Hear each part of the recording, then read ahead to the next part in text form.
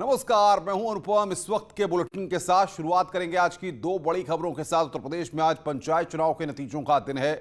आज पंचायत चुनाव के लिए काउंटिंग होने वाली है। मतगणना के लिए न सिर्फ पुख्ता तैयारी की गई है, बल्कि कोविड प्रोटोकॉल का भी काउंटिंग के दौरान सख्ती से खास ख्याल रखा जाएगा।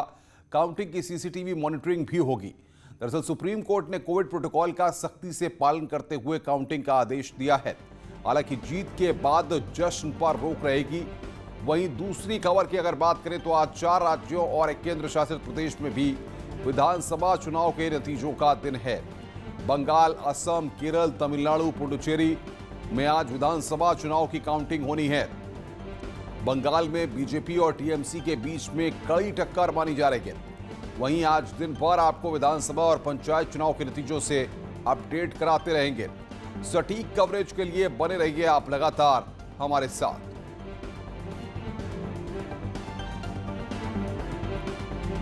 तो सुबह 8 बजे से मतगणना शुरू होगी। पंचायत चुनाव के नतीजे भी आ रहे हैं। साथ ही साथ आपको बताएं कि 5 राज्यों में जो विधानसभा के चुनाव हुए उनके नतीजे भी आ रहे हैं। और लगातार हम आपकी स्क्रीन पर जो विंडो टैली दिखा रहे हैं उसमें आपको अपडेट मिलता रहेगा। कौन आगे चल रहा है, कहां पर किसने जीत हासिल की, इसके लिए बाकायदा न्यूज 18 ने खास तैयारी की है आज। और हर हम जिलेवार तस्वीर भी आपको बताएंगे। और साथ ही साथ 5 राज्यों में कौन बढ़त बनाए हुए है, BJP plus, Congress plus, AJP, Assam की बात कर रहे हैं, वहां पर अदर्स, और बाकी कहां अलग अलग राज्यों में जो क्षेत्रीय दल हैं उन्होंने कहां पर बढ़त ली है, केरला की क्या तस्वीर रहने वाली है, ये सब आज हम आपको बताएंगे। साथ ही साथ सबसे ज्यादा फोकस हमारा उत्तर प्रदेश में पंचायत के चुनाव में क्या तस्वीर उभर कर सामने आ रही है, ये जो फिगर्स होंगी वो भी हम लगातार आपको अपडेट देंगे। सुबह 8 बजे से मतगणना शुरू होगी। 7 बज चुके हैं और अब 1 घंटे का वक्त यहां पर बचा हुआ है। त्रिस्तरीय पंचायत चुनाव की आज मतगणना है। 75 जिलों में पंचायत चुनाव को लेकर काउंटिंग है। अब सबसे बड़ा सवाल यह है, क्योंकि विधानसभा चुनाव उत्तर प्रदेश में अगले साल होने हैं, उससे पहले ये पंचायत चुनाव के परिणाम काफी मायने रखते हैं।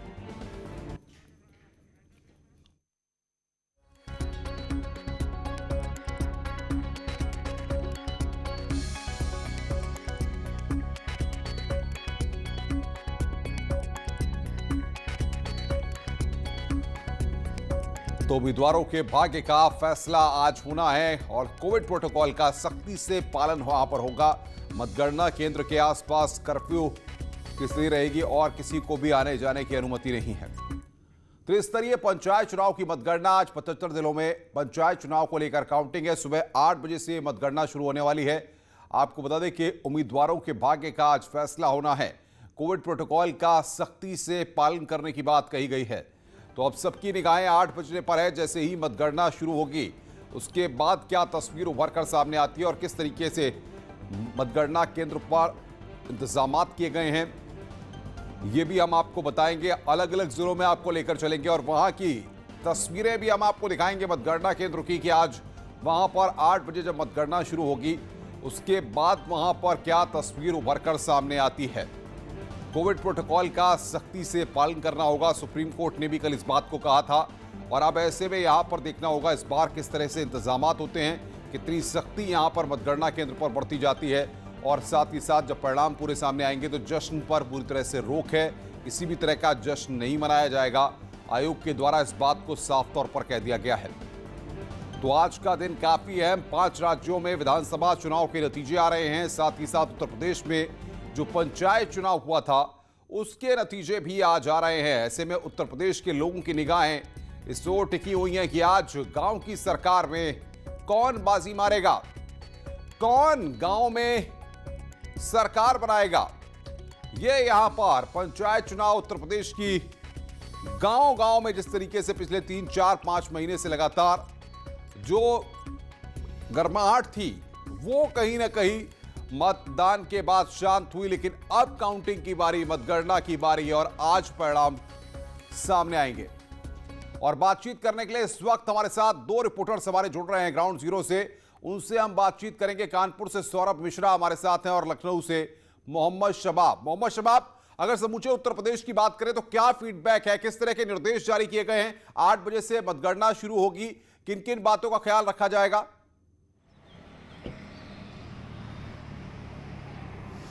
देखिए, अब से थोड़ी देर के बाद उत्तर प्रदेश भर में जिला पंचायत चुनावों के लिए काउंटिंग जो है वो शुरू हो जाएगी और सबसे खास बात यह है कि सुप्रीम कोर्ट में सुनवाई के बाद राज्य निर्वाचन आयोग पर भी बहुत ज़्यादा दबाव है कि वो कोविड प्रोटोकॉल का 100% पालन कराए। हालांकि जितने भी काउंटिंग सेंटर्स हैं वहां पर दिशा निर्देश सभी जिलाधिकारियों सभी प्रेक्षकों को दे दिए गए हैं कि किसी भी तरह से कोविड प्रोटोकॉल का उल्लंघन नहीं होना चाहिए। और इनमें सबसे खास बात यह है कि जो भी अधिकारी और कर्मचारी ड्यूटी पर लगे हैं इनके लिए भी बहुत ज़्यादा हिदायतें बरतने के दिशा निर्देश दिए गए हैं। ऑक्सीमीटर से लेकर के जो है वो टेम्परेचर चेक करने तक की सारी व्यवस्थाएं जो हैं वो काउंटिंग सेंटर्स पर की गई हैं। तापमान में अगर थोड़ा सा भी किसी व्यक्ति के इजाफा होता है तो उसे तुरंत ड्यूटी से हटा दिया जाए या उसे ड्यूटी ना करने दी जाए, इस बात के दिशा निर्देश जो हैं वो सभी को दे दिए गए हैं। और सीधे तौर पर उत्तर प्रदेश का पंचायत चुनाव आगामी विधानसभा चुनाव से पहले लिटमस टेस्ट होगा, इस बात में कोई दो राय नहीं अनुपम। और सभी राजनीतिक पार्टियों ने इस पूरे चुनाव में पूरी ताकत झोंकी है। हालांकि कोरोना के संक्रमण ने इस पंचायत चुनाव को भी बहुत ज़्यादा कटघरे में खड़ा किया।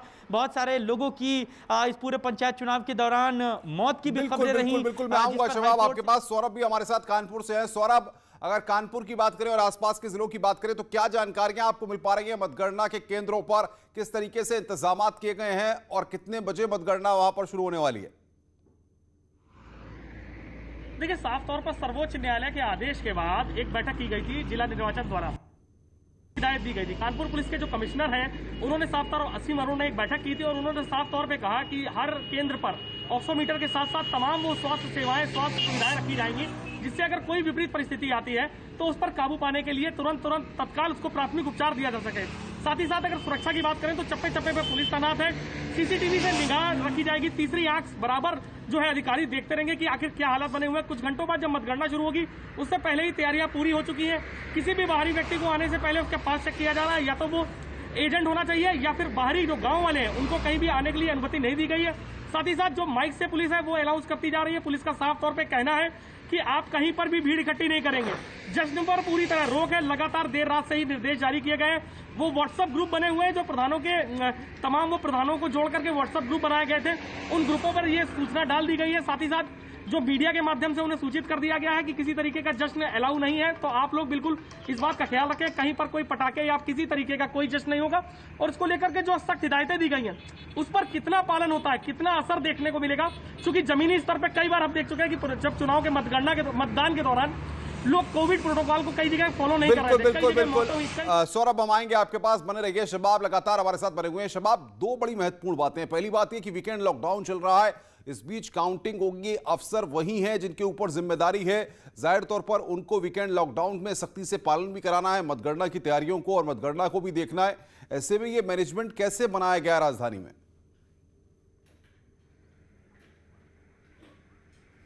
बिल्कुल, देखिए, इसमें जिला निर्वाचन अधिकारी जो हैं, जिनको जिलाधिकारी भी हम लोग कह सकते हैं, उनके अलावा पूरी तरीके से चीज़ें सेपरेट हैं। यानी कि जो लोग काउंटिंग के दौरान मौजूद रहेंगे उनकी कहीं भी ड्यूटी जो है वो लॉकडाउन के दौरान नहीं लगाई गई है। जिनकी ड्यूटी लॉकडाउन के दौरान दूसरी जगहों पर लगाई गई है उनको मतगणना केंद्रों पर ड्यूटी के लिए नहीं लगाया गया है। दोनों सेपरेट हैं। दोनों में अगर कोई कॉमन चीज़ है तो वो है जिला निर्वाचन अधिकारी, यानी कि जिलाधिकारी, जो दोनों जगहों का निरीक्षण करेंगे। अब बात अगर हम लोग मतगणना केंद्र की करें तो सीधे तौर पर, जैसा सौरभ भी बता रहे थे, गाइडलाइन प्रॉपरली जो है वो राज्य निर्वाचन आयोग की तरफ से जारी करके रखी गई है और किसी भी तरह की कोई चूक ना होने दी जाए, इस बात की हिदायतें जो हैं वो जो जिला निर्वाचन अधिकारी हैं, जो प्रेक्षक हैं, जो अफसरान हैं, उन सबको दे दी गई है। तो मुमकिन उम्मीद यही है कि मतगणना जब शुरू होगी 8 बजे तो जिन जिन बातों को कहा गया है उनको पूरी तरीके से अमल कराया जाएगा। लेकिन मतदान के दौरान एक जगह नहीं, कई जगहों पर ऐसी तस्वीर अनुपम देखने को मिली। इवन मतदान के बाद भी जब ट्रेनिंग के कैंप शुरू हुए काउंटिंग के लिए, उसमें भी भारी भीड़ जो है वो अफसरों की दिखी और कोविड प्रोटोकॉल को लेकर के बड़ी चिंताओं का सबब बना। लेकिन अब देखिए, राज्य निर्वाचन आयोग ने जिन बातों को कहा है उनको कितना इंप्लीमेंट वो करा पाता है। हमने देखा कि उत्तर प्रदेश में पंचायत चुनाव के दौरान कई जगहों पर हिंसा की खबरें आई, कई जगहों पर पथराव हुआ, कई जगहों पर बूथ के अंदर मतपेटियों को लूटने की बातें सामने आई। इन सबके बाद आज काउंटिंग के दौरान सुरक्षा के इंतजामात कैसे रहेंगे प्रदेश भर में? क्या स्पेशलाइज्ड फोर्सेस को भी वहां पर लगाया गया है?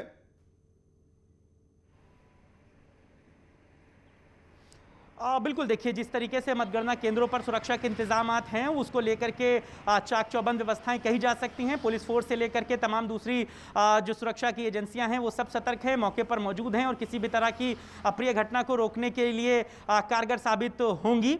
हालांकि चूंकि काउंटिंग मतदान के दौरान अनुपम, जैसा कि आम विधानसभा चुनाव में होता है वैसा पंचायत चुनाव में नहीं होता। पंचायत चुनाव में राज्य निर्वाचन आयोग के पास सिर्फ लोकल पुलिस ही होती है जो है पोलिंग बूथ पर जो है अवेलेबल होती हैं, जहां पर सुरक्षा का जिम्मा उन पर होता है। और उत्तर प्रदेश में जो है पुलिस फोर्स की जिम्मा जो है वो बहुत ज़्यादा है, इसलिए पोलिंग बूथों पर उनकी संख्या कम हो जाती है। इसलिए भी कई जगहों पर बहुत सारी घटनाएं प्रकाश में आती हैं। लेकिन जब आम विधानसभा चुनाव होते हैं तो पीएससी से लेकर के तमाम दूसरी जो सुरक्षा एजेंसियां हैं वो सारी लगाई जाती हैं। ये थोड़ा सा एक मेजर फर्क होता है जिस वजह से पंचायत चुनाव में कई जगहों पर गड़बड़ियां हुई। और यही बहुत बड़ा कारण है कि उत्तर प्रदेश के 4 चरणों में चुनाव हुए, उन चारों चरणों में कोई ऐसा चरण नहीं रहा जहां पर दोबारा इलेक्शन की नौबत ना आई हो। कई बूथों पर जो है वो रीपोलिंग के आदेश दिए गए हैं, उनकी भी डेट अनाउंस हो गई है। काउंटिंग के बाद उन जगहों पर रीपोल होगा, जिनमें उत्तर प्रदेश में प्रतापगढ़ ऐसा जिला है जहां के सबसे ज्यादा बूथ हैं, 21 बूथ हैं जहां पर रीपोल होगा। तो ये अपने आप में बड़ा चिंता का सबब है। बिल्कुल, कैसे जो है वो चीजों को दुरुस्त किया जाएगा। हालांकि तो उसके बाद जो काउंटिंग के अपडेट्स होंगे वो कैसे दिए जाएंगे, क्या उसका तरीका बनाया गया है? साथ ही साथ जो प्रत्याशी हैं या फिर उनके समर्थक जो लोग हैं, उनके में से कौन कौन से लोग मतगणना स्थल पर मौजूद रह सकते हैं, कितने लोग रह सकते हैं, उसके बारे में क्या जानकारियां दी गई हैं?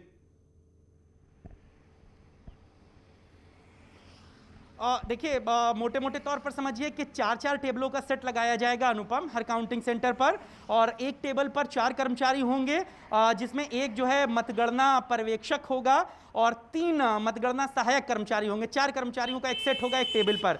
इसके अलावा जो है 20% कर्मचारियों को रिजर्व रखा गया है, वो जो है इनके हैंडओवर को लेंगे। ब्लॉकों की तरफ से एक चतुर्थ श्रेणी कर्मचारी को अलग से तैनात किया गया है जो इनके तमाम जिम्मेदारियों को संभालेगा। जब एक टेबल पर 4 होंगे, इसी तरीके से 4 टेबलों का एक सेट लगाया जाएगा, यानी कि उस जगह पर 16 कर्मचारी होंगे। जब बक्से खोले जाएंगे तो जो 4 कर्मचारी हैं उन चारों का जिम्मा अलग अलग होगा। एक पर प्रधान की गिनती होगी, दूसरे पर ग्राम पंचायत सदस्य की गिनती होगी, तीसरे पर बीडीसी गिने जाएंगे और चौथे पर जिला पंचायत सदस्यों की गिनती होगी। यानी कि एक टेबल पर 4 लोग और 4 टेबल पर 16 लोग बैठेंगे। हर 4-4 के सेट को इस तरीके से गिनने का जिम्मा दिया जाएगा कि आप प्रधान के वोट गिनिए, आप बीडीसी के गिनिए, आप जिला पंचायत अध्यक्ष गिनिए और आप जिला पंचायत सदस्य के गिनिए। इस तरीके से काउंटिंग जो है वो शुरू होगी। और हर मतगणना केंद्र पर अनुपम एक समय पर या तो प्रत्याशी हो सकता है या उसका एजेंट हो सकता है, दोनों लोग एक साथ नहीं हो सकते। ये भी दिशा निर्देश जो है वो साफ तौर से राज्य निर्वाचन आयोग की तरफ से दे दिए गए हैं कि एक बार में एक आदमी बैठेगा और जब तक गिनती चलेगी आप बैठेंगे। जानकारियां आप शबाब हम तक दर्शकों तक पहुंचा रहे हैं। हमारे साथ बातचीत करने के लिए सौरभ भी बने हुए हैं। सौरभ, जो बातें शबाब बता रहे हैं, अगर इससे अलग हम समझना चाहें कि क्योंकि जाहिर तौर पर सुबह 8 बजे जब मतगणना शुरू होगी तो काफी लंबा वक्त लगेगा गिनती में, और उसमें हो सकता है कि देर शाम तक या हो सकता है कि कल तक भी नतीजे आए। इस तरह की भी बातें लगातार सामने आ रही हैं। कितना वक्त लगभग लग सकता है, आपको क्या लगता है?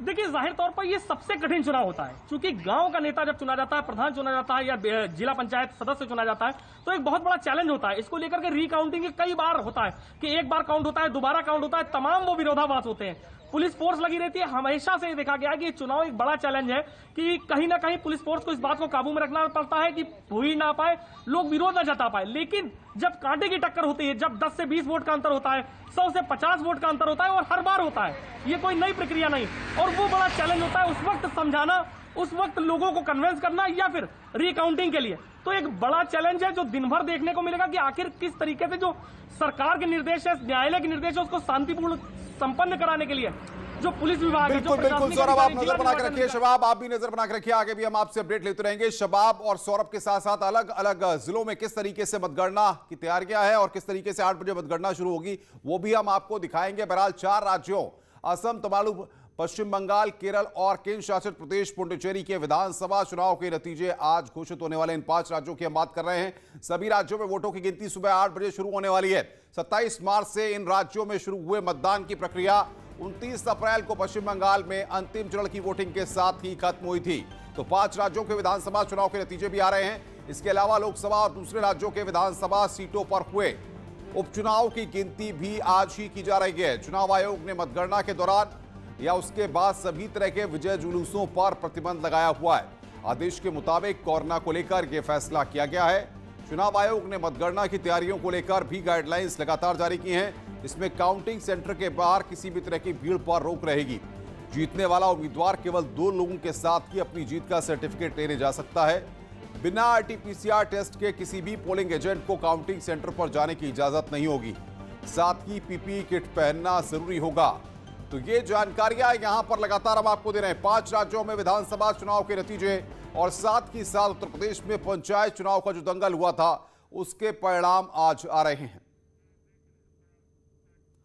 तो पल पल न्यूज 18 आप तक हर तस्वीर पहुंचा रहा है। आप बने रहिए दिन भर हमारे साथ। सबसे पहले सटीक नतीजे हम अपने दर्शकों तक पहुंचाएंगे। रुक रहे हैं एक ब्रेक के लिए। ब्रेक के बाद जल्द हाजिर होते हैं।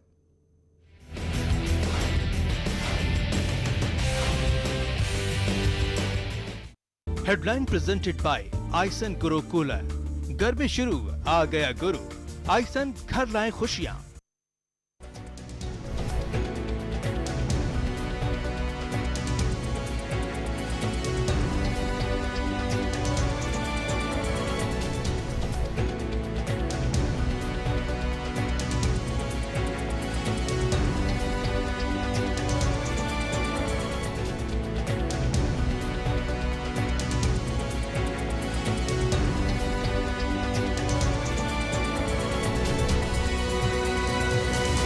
हेडलाइन प्रेजेंटेड बाय आइसन गुरु कूलर।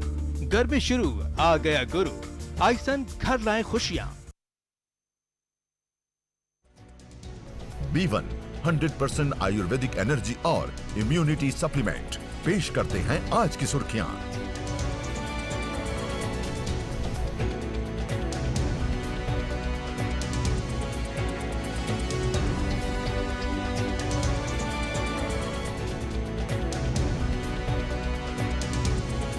एक्सप्रेशन के तरह लगते हैं।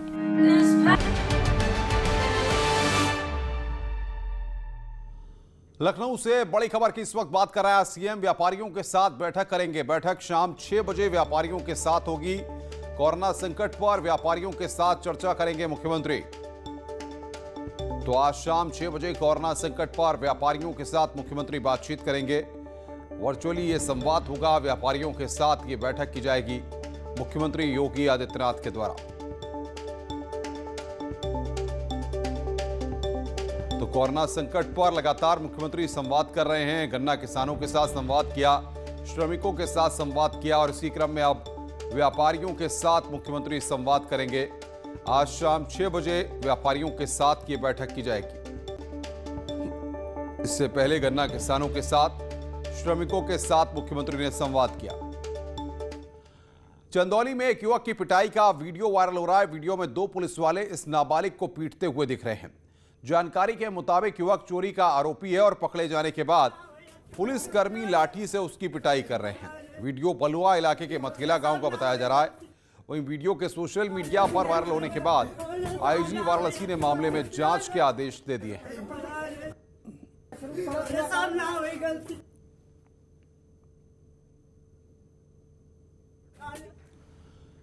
देश में बढ़ते कोरोना संकट के बीच जागरूकता बेहद जरूरी है। जागरूक करने के लिए प्रयागराज की एक छोटी सी बच्ची अपने अनोखे डांस से कमाल का काम कर रही है। दरअसल ये बच्ची कोरोना से जुड़े गानों पर डांस करके लोगों को जागरूक कर रही है। 4 साल की मासूम परिधि अलग ही अंदाज में लोगों को महामारी से बचने का संदेश दे रही है। वहीं परिधि का ये डांस सोशल मीडिया पर तेजी के साथ जमकर वायरल हो रहा है। खबरों का सिलसिला लगातार जारी है। फिलहाल इस बुलेटिन में इतना ही। नमस्कार।